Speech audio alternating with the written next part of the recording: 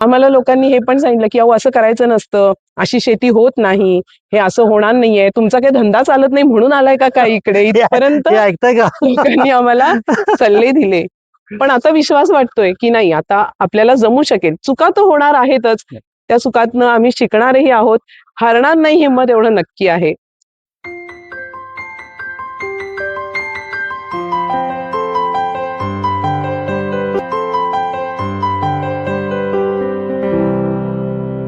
नमस्कार शेतकरी मित्रांनो, मी राहुल टोपले, संस्थापक मिशन ऑर्गॅनिक.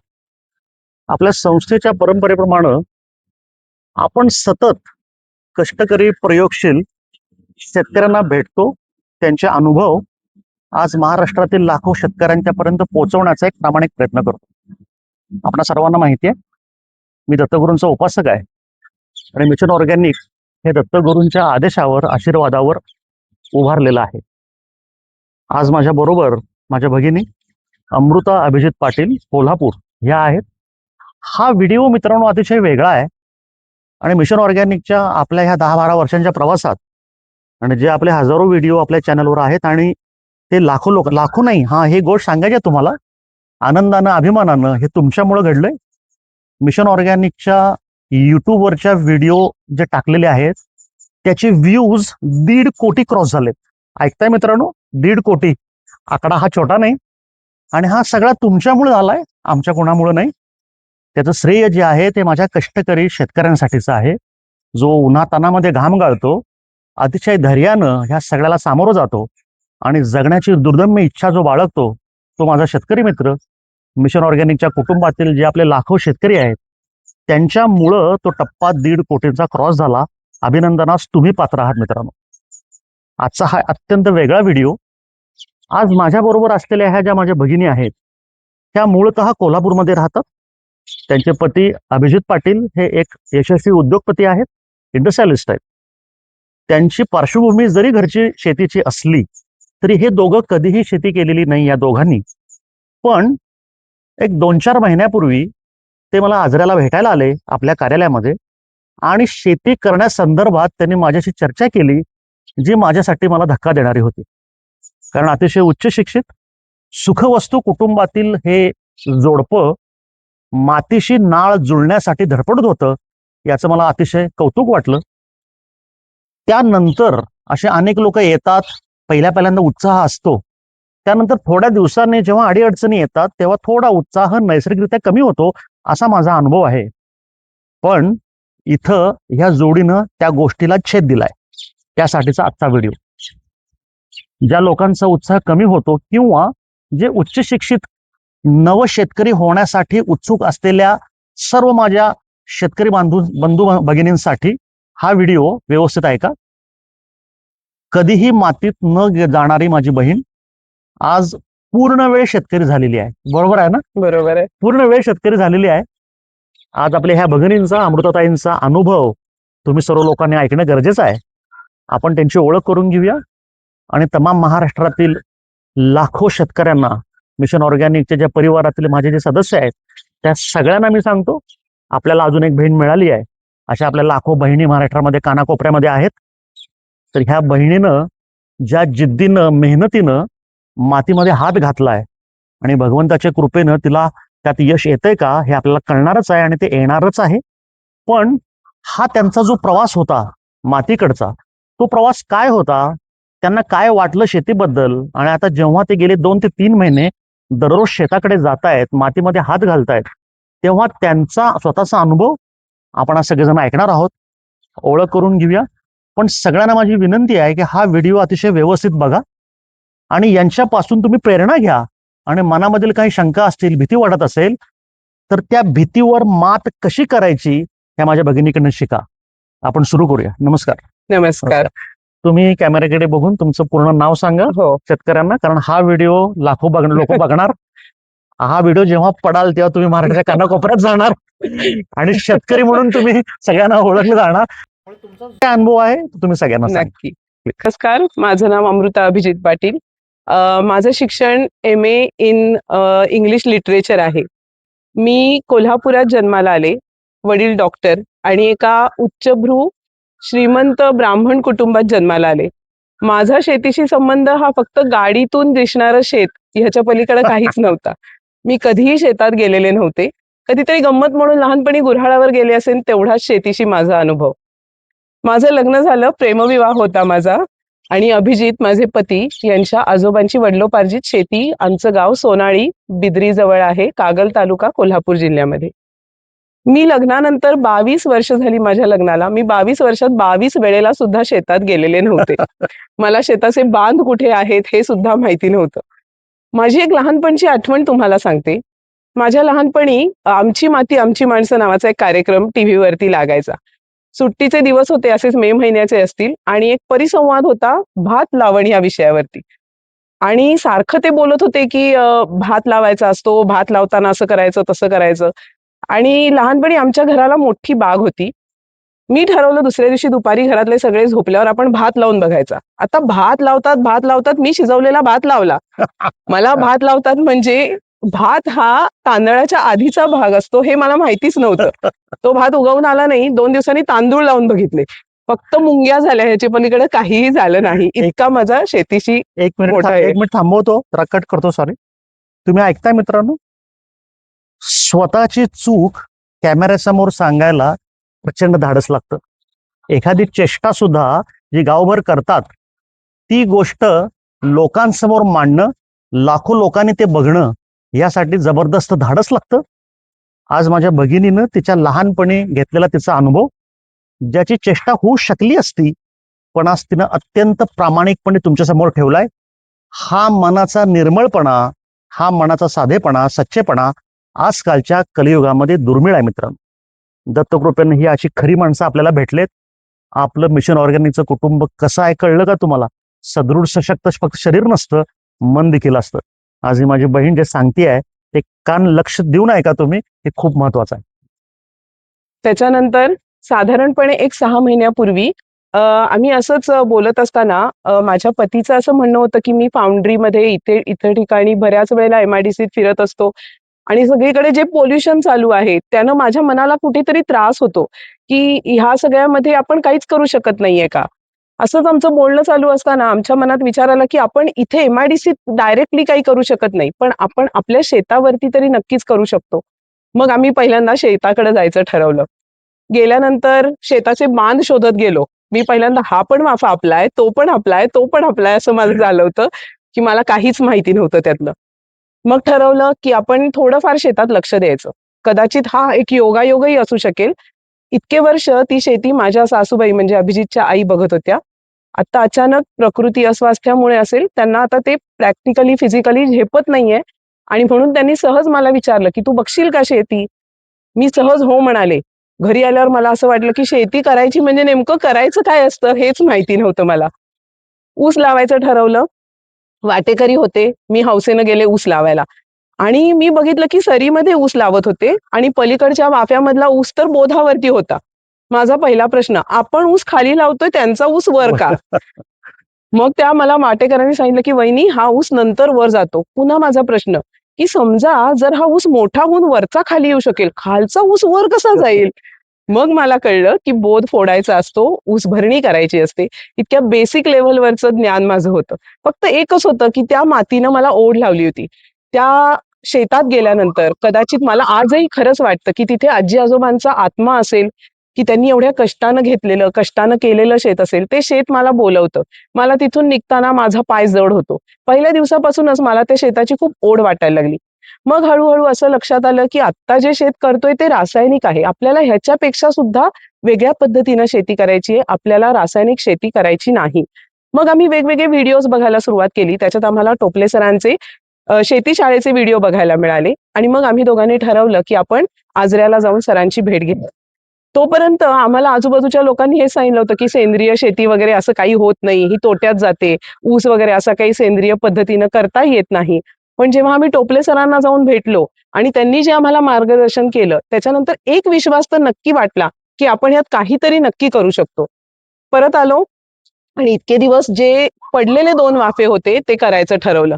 आता जेव्हा वाफ्यात गेलो, तेव्हा 6 फूट उंचीचं गवत वाढलं होतं, ज्यातनं अभिजित दिसत नव्हता.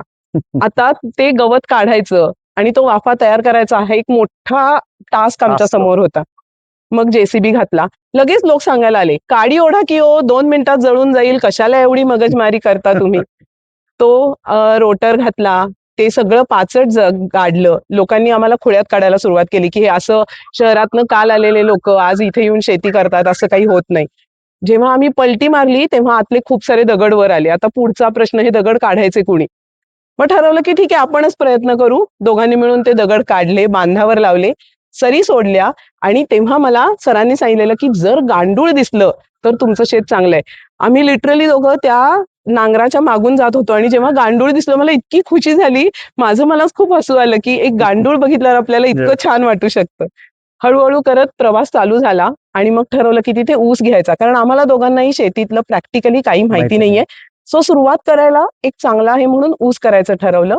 मग आम्ही लावण केली, रोपं आणली. जसं सरांनी सांगितलं तसं अन्नपूर्णामध्ये बीज प्रक्रिया करून ऊस लावायला सुरुवात केली आणि मग त्याच्यामध्ये आम्ही कांद्याचं पण आंतरपीक आंतरपीक घेतलेलं आहे.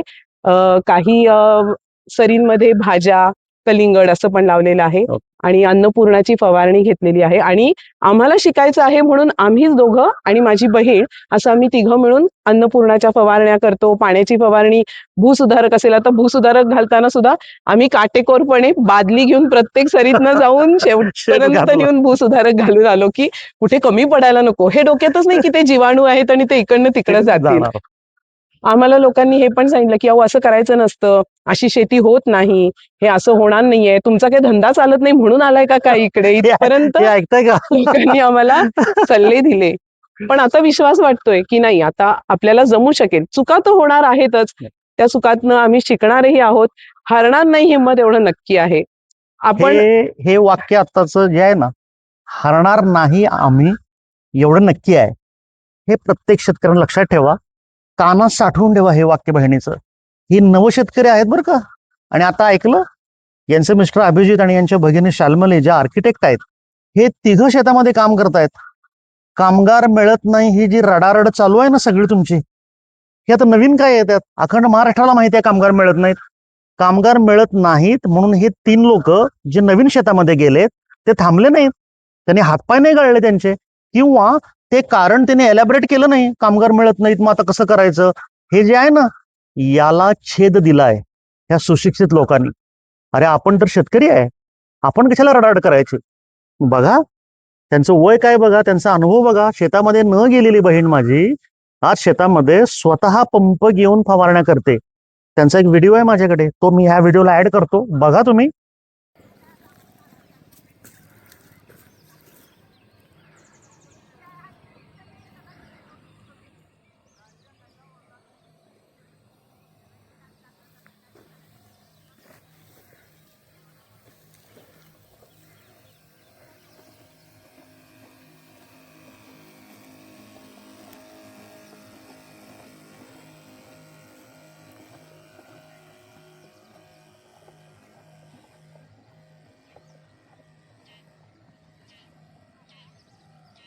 सकाळी 6-6:30 ही लोक शेतामध्ये जात आहेत.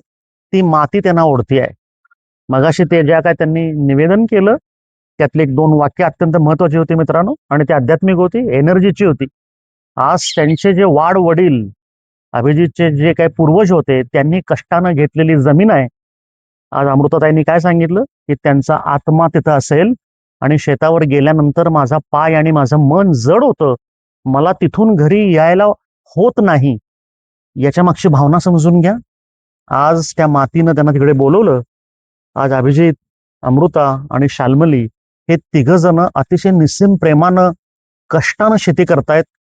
भगवंत त्यांच्या ह्या कष्टाला 100% साथ देणार, त्यांच्यावर गुरुकृपा होणार आणि हे असे शेतकरी आहेत ना, हे महाराष्ट्रातील शेतीला नवीन दिशा देणार आहेत. जुने व्हिडिओ काढून बघा. मी नेहमी सांगतोय की भारतातली शेती व्यवस्था धोक्यात कधीच नव्हती. आपला बलवान देश आहे, आपला बौद्धिक देश आहे, ताकद असलेला आहे. हजारो आक्रमणं झाली खरं आपला भारत कधी झुकला नाही, कारण ह्या भारताच्या मातीमध्ये, ह्या भारताच्या पाण्यामध्ये एक जबरदस्त शक्ती आहे. आणि जी कॉस्मिक एनर्जी हे सगळं जग, ही सृष्टी ड्रिव्हन करते, तर ती एनर्जी अशा ह्या सगळ्या लोकांना तयार करते आणि पुन्हा मातीकडे आणते. आज यांच्या आयुष्यामध्ये सगळं सुखसमृद्धी सगळी आहे, तरी सुद्धा यांना शेती करावीशी वाटते का? याचं उत्तर, याचं चिंतन मनन हा व्हिडिओ बघणाऱ्या प्रत्येकानं करावं. जर कारणं काढायची असतील तर मित्रांनो 1000 कारणं येतात. आज यांना सुद्धा भरपूर कारणं आहेत. तरी सुद्धा त्या सर्व कारणांना जवळ न करता ही लोक जिद्दीनं काम करतायत, प्रत्येक संकटावर मात करतायत. आज यांचा हा प्रवास सोपा नाही मित्रांनो. आज गावात गेल्यानंतर या उच्चपदस्थ लोकांची टिंगल-टवाळी प्रचंड होते. यांना प्रचंड टोमणे मारले जातात, यांचे सतत अपमान होतात. पण ह्या सगळ्यावर यांनी विजय मिळवलाय, मन घट्ट केलंय, खंबीर केलंय. म्हणून आता त्यांनी शेवटचं वाक्य सांगितलं, आम्ही घाबरत नाही, आम्ही शेती करणार आणि आम्हाला करायचीच आहे. असा दुर्दम्य इच्छाशक्ती प्रत्येकाकडे हवी. आपण हा विचार नेहमी मांडलाय की पाऊल टाकायचं असतं, यश मिळतं. मराठीमध्ये म्हण आहे मित्रांनो, प्रयत्नांती परमेश्वर. परमेश्वर भेटणार आहे, यश मिळणार आहे, त्यासाठी धडपडलं पाहिजे, प्रयत्न केला पाहिजेत. चुका होणार आहेत आणि त्या सगळ्याला यांची तयारी आहे. आज त्या दृष्टीनं ही लोक संपूर्ण मनानं शरीरानं उतरलेत आणि त्यांचा हा प्रवास हा अतिशय सुंदर असणार. मिशन ऑर्गॅनिक नेहमीप्रमाणे सगळ्यांच्या बरोबर आहे आणि ही माझ्या कुटुंबातलीच लोक आहेत. ही कोणी परकी नाहीत. आता जसं तुम्ही सर्व लोक आहात तसेच ही लोक आहेत. असं कुटुंब आपलं वाढत वाढत निघालंय. आणि मित्रांनो, आपलं माहिती आहे ना ब्रीदवाक्य, सदृढ सशक्त भारताचे स्वप्न. आपल्याला जमीन वाचवायची आहे. भारतातील पुढील पिढीसाठी, आरोग्यासाठी विषमुक्त अन्न तयार करायचं आहे. तुम्ही मला फक्त एक महत्वाचं सांगा, तुम्हाला जसं शेताकडे तुम्ही जायला लागला त्यानंतर स्वतःमध्ये काही बदल झालेले तुम्हाला जाणवत आहेत? खूप जरा सांगा, महत्वाचे आहेत. महत्वाचा एक बदल, आपला फिजिकल स्टॅमिना किती वाढू शकतो.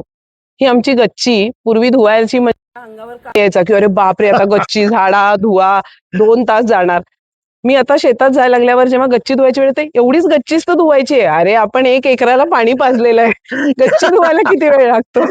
मनोवृत्तीतला फरक मी आणि आता लार्ज अनुभवातला स्केलवर फरक. विचार करायला लागले कदाचित, Yes, yes. म्हणून असेल. Okay. आणि आणखीन एक गोष्ट जी मी अभिजितकडनं शिकले, की कितीही आपल्यासमोर संकट आली, आपण थोडा विचार केला, थोडासा स्वतःवरती विश्वास ठेवला, आपल्याला नक्की त्यातनं मार्ग मिळतो. एक साधं उदाहरण, परवा आम्ही अन्नपूर्णा मारत होतो.